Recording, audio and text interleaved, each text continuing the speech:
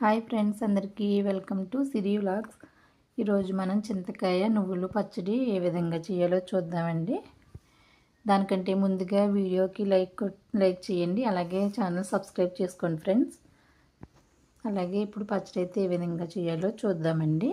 ఈ పచ్చడి చాలా టేస్ట్గా ఉంటుంది, అలాగే 1 వీక్ అలాగా నిల్వ కూడా ఉంటుందండి. ఇప్పుడైతే మనం ఏ విధంగా చేయాలన్నది చూద్దాం. చింతకాయలను అయితే శుభ్రంగా కడిగి దాని మధ్యలో చీల్చుకుని లోపల ఉండే గింజనైతే మనం తీసేసుకోవాలండి.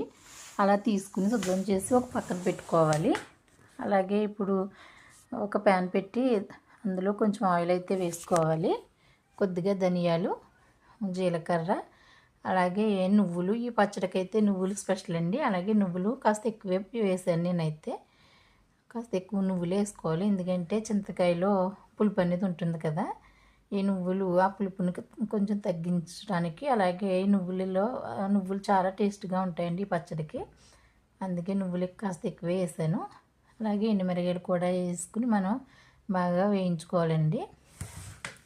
వేగిన తాలింపు సరుకులన్నిటినీ మనము ఒక మిక్సీ జార్లో వేసుకుని అందులోనే ఇప్పుడు మనం శుభ్రం చేసి పెట్టుకున్న చింతకాయలు కూడా వేసుకోవాలండి. అలాగే రుచికి సరిపడే ఉప్పు కూడా మనము ఇప్పుడే వేసుకోవాలి.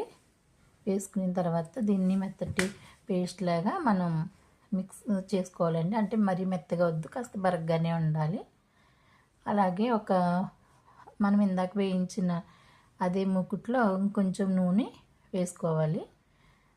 కొన్ని మెంతులు, ఆవాలు, జీలకర్ర, కరివేపాకు, అలాగే కొన్ని ఎండుమిరపకాయలు కూడా వేసుకుని మనం ఒకసారి అయితే బాగా కలుపుకోవాలండి. ఇప్పుడు అదే మనం పేస్ట్ చేసుకున్న పేస్ట్ని అయితే ఈ తాలింపులో వేసుకుని మనం బాగా కలుపుకోవాలండి. ఈ పచ్చడి అయితే చాలా టేస్ట్గా ఉంటుంది.